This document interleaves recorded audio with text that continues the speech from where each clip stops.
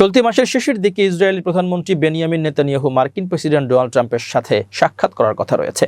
ইরানের ব্যালিস্টিক ক্ষেপণাস্ত্র কর্মসূচির সম্প্রসারণ হুমকির বিরুদ্ধে দ্রুত পদক্ষেপ নেওয়ার বিষয়ে কথা বলবেন নেতানিয়াহু। শনিবার এনবিসি নিউজের প্রতিবেদনে এমনটি জানানো হয়েছে। সূত্রের বরাত দিয়ে এনবিসি নিউজ জানিয়েছে, ইসরায়েলের প্রধানমন্ত্রী নেতানিয়াহুর এই মাসের শেষের দিকে মার্কিন প্রেসিডেন্ট ডোনাল্ড ট্রাম্পের সাথে দেখা করার কথা রয়েছে। তিনি ইরানের ব্যালিস্টিক ক্ষেপণাস্ত্র কর্মসূচির কথিত সম্প্রসারণ এবং কেন এই হুমকির বিরুদ্ধে ব্যবস্থা নেওয়া প্রয়োজন তা নিয়ে মার্কিন প্রেসিডেন্টকে অবহিত করবেন বলে আশা করা হচ্ছে।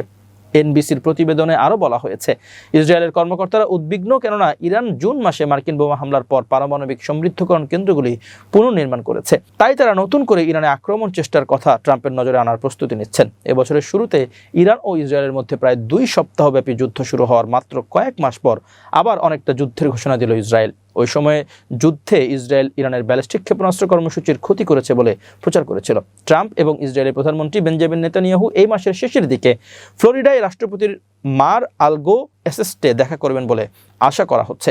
বৃহস্পতিবার নেতানিয়াহুর সাথে 29 ডিসেম্বরের বৈঠক সম্পর্কে জানতে চাইলে ট্রাম্প সাংবাদিকদের বলেন, আমরা আনুষ্ঠানিকভাবে এটি ঠিক করিনি, তবে তিনি আমাদের সাথে দেখা করতে চান।